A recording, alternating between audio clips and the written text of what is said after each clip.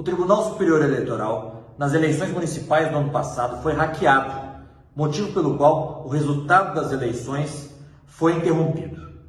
Algumas pessoas foram presas, dentre elas um hacker que está preso em Minas Gerais.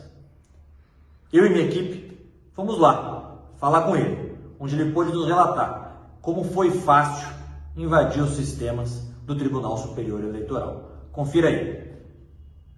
Bom, começando então, Marcos, por favor, poderia nos dizer seu nome? Marcos Roberto Correia da Silva. E onde o senhor se encontra nesse exato momento? Encontro no presídio professor Jaci em Uberlândia, Minas Gerais.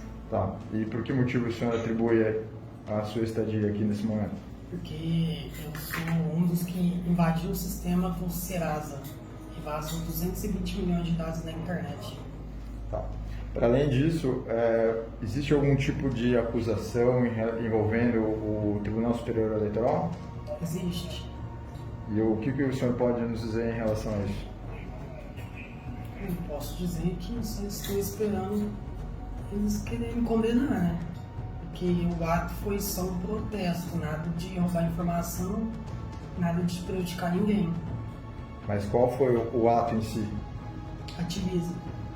Mas o que o senhor fez em relação ao TSE? Invadi o site e passei informações para outra pessoa. E como se deu essa invasão? Essa invasão ocorreu numa string que estava no vulnerável SQL Injection. Uhum. E essa invasão do site se deu também em relação a dados administrativos dos usuários? Todos os usuários ao banco fornece. A falha fornece o acesso ao banco de dados. Ao banco? Ao banco de dados. O que tiver armazenamento no banco de dados vai ser tudo capturado. Tá. E o armazenamento nesse sentido é dos eleitores também? Os eleitores também.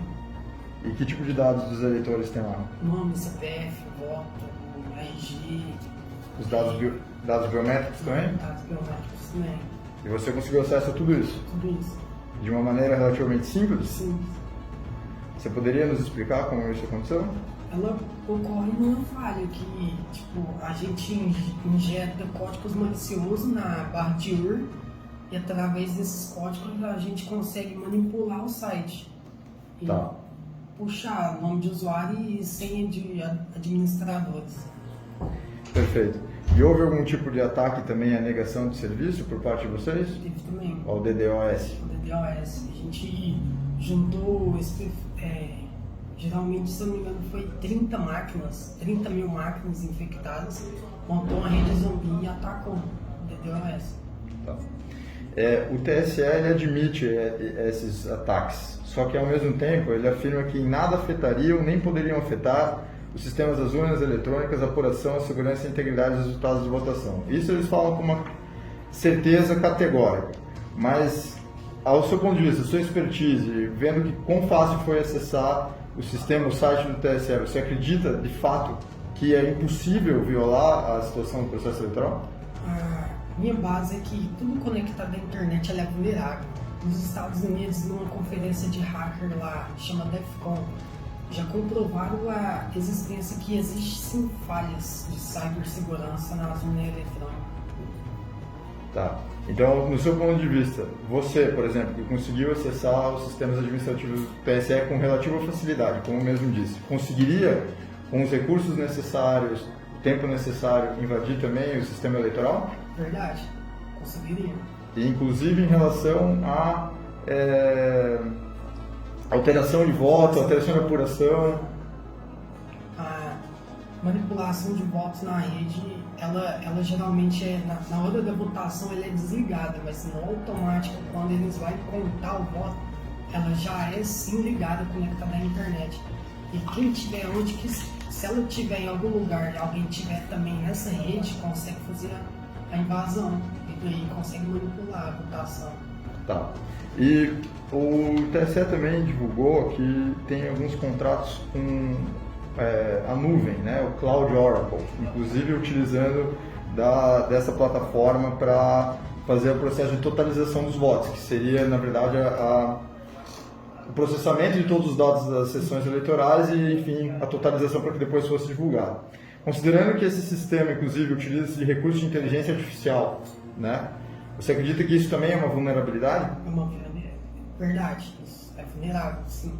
Porque se a gente obter o acesso também no iCloud, né? Por exemplo, na nuvem, no backup da nuvem, se for uma engenharia social, a gente consegue sim acessar também. Perfeito. O professor caiu a internet dele também. Tá. Prosseguindo, então. Em relação a esses dados... Sem problemas, professor. Tá.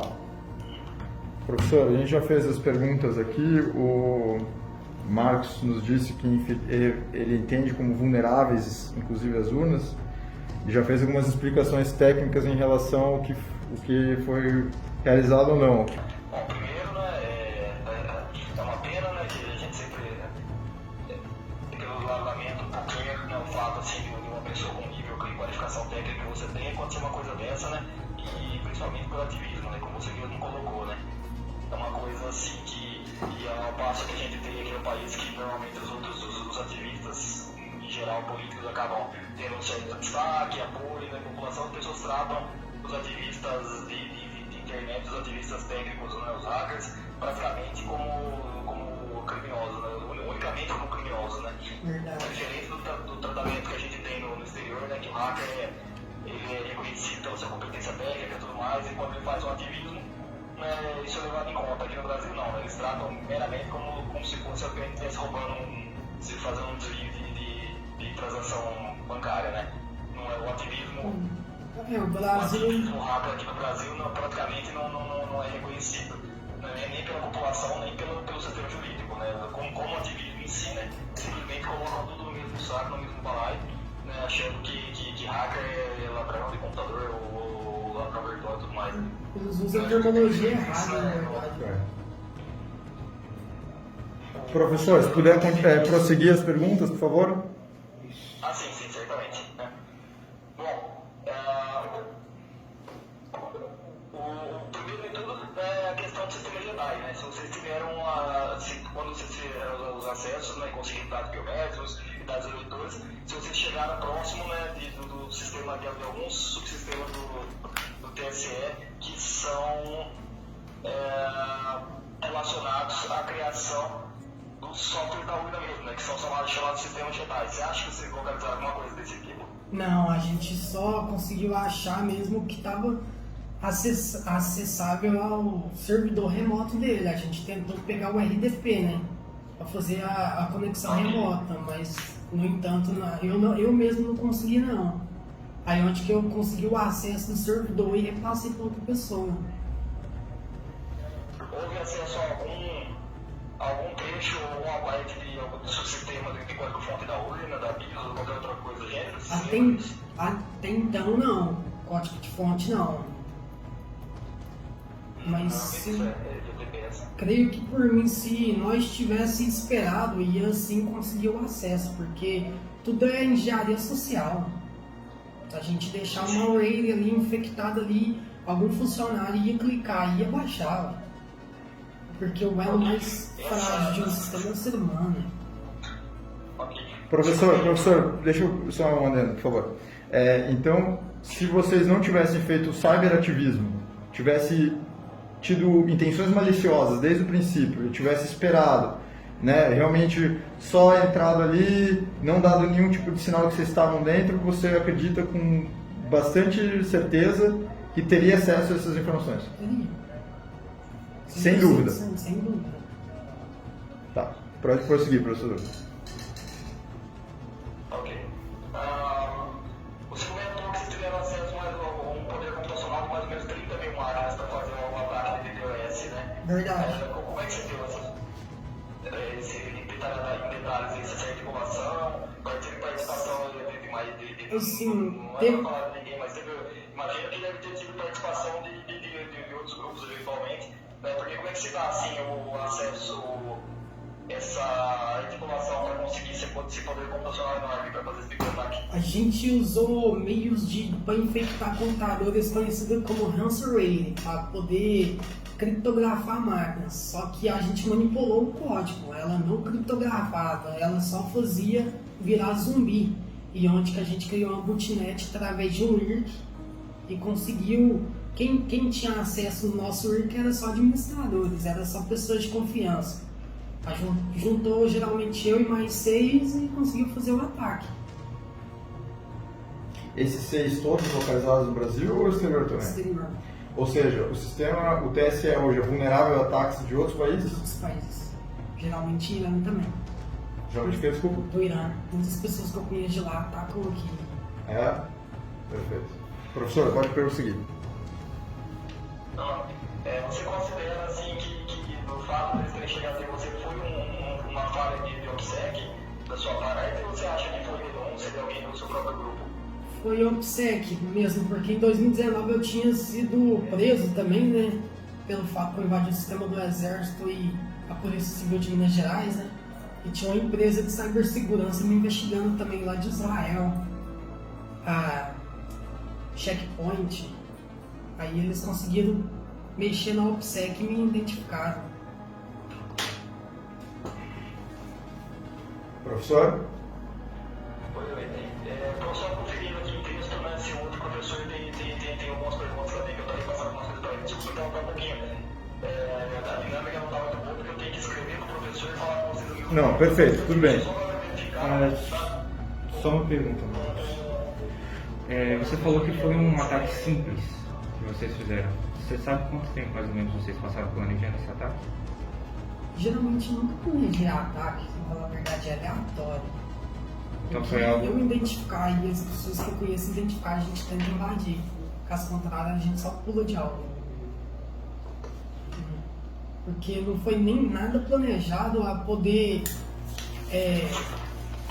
como que eu consigo... Nada mal intencionado, sempre foi ativismo mesmo. Foi até uma coisa hilária, porque em agosto eu saí daqui do presídio, em agosto eu peguei o Senado. Depois o STJ, que o STJ também foi infectado por ransomware. Depois o TSE. Tudo foi um ativismo. O outro professor ele quer saber se tinha falha nos sistemas web, tá? Se vocês conseguiram adentrar alguma coisa através do sistema web do TSE. Foi, a falha veio sim na aplicação web do site mesmo. A manipulação foi do banco de dados dele, do site. A gente só escalou privilégios no servidor.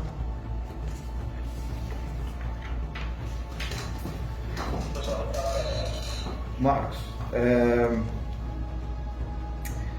aqui numa resposta formal do TSE, novamente voltando sobre a questão do processo eleitoral, eles mencionam que a totalização se dá com base em um banco de dados com tabelas de dados, ou seja, tabelas envolvendo ali em quem votou no que, etc e tal, né?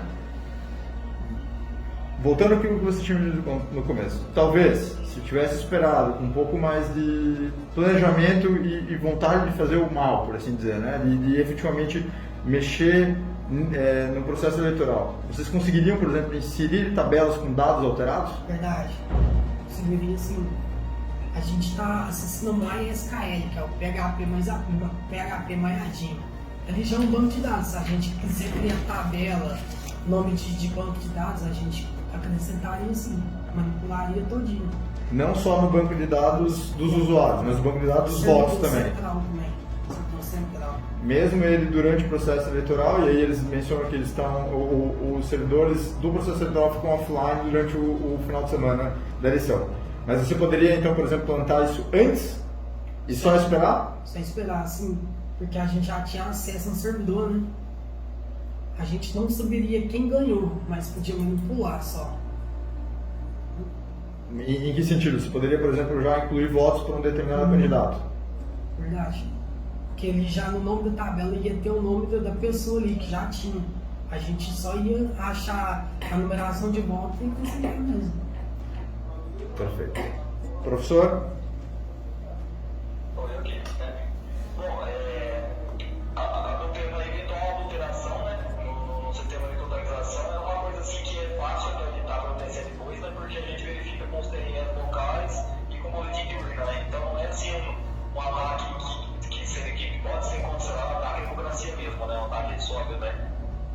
coisa muito fácil de contrapor, mas o fato de ter conseguido isso que é bem grave. Não, grave aqui para mostrar como os sistemas de TCS são falhos, né? Porque uma eventual mudança na totalização pode causar bastante desconfiança do eleitorado, né? Mesmo que você vá consertar depois. Imagina que no meio do pleito, no final, né, você atribui um vencedor e depois disso vai ter que fazer uma auditoria em cada TRE para poder falar quem é o próximo vencedor, né? Então isso vai causar, obviamente, uma série de problemas e desconfiança por parte do eleitorado. Então é sim uma possibilidade de ataque séria, né? Eu estive lá, né, a gente já visitou as salas cofre e tudo mais, né? Então o que se passa para a população é que é tudo super seguro, né? Então o ataque realmente desse tipo, né, nesse nível de escalada, né, é uma coisa bastante preocupante, sim, com certeza. Sim, o governo ele só quer esconder as coisas, na verdade, né? Porque de trás mesmo rola muita sujeira, entendeu? E esse ataque foi tão simples, não sei como que eles teve que parar o servidor. Foi muito simples. Uma falha de um site causou todo o rebuliço. Professor, tem mais alguma pergunta? Não, acho que por aqui, deixa eu só verificar se o professor ele é CTF, né? Ele quer ver competições internacionais de Captain Flag. Deixa eu ver se ele tem uma outra questãozinha aqui, mas eu acho que ele está satisfeito, sim. Professor, vamos focar aqui na questão eleitoral. Qualquer coisa vocês continuam numa outra discussão, pode ser?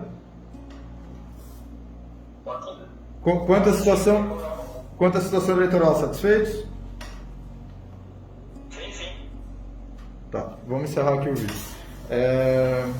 Marcos, então só no final declara, por favor, que o senhor concordou com a exibição desse vídeo, com a gravação, Sim, inclusive sem a presença do seu advogado, sem presença do meu advogado. tal qual declarado nos instrumentos aqui. Isso? Perfeito. Vamos encerrar.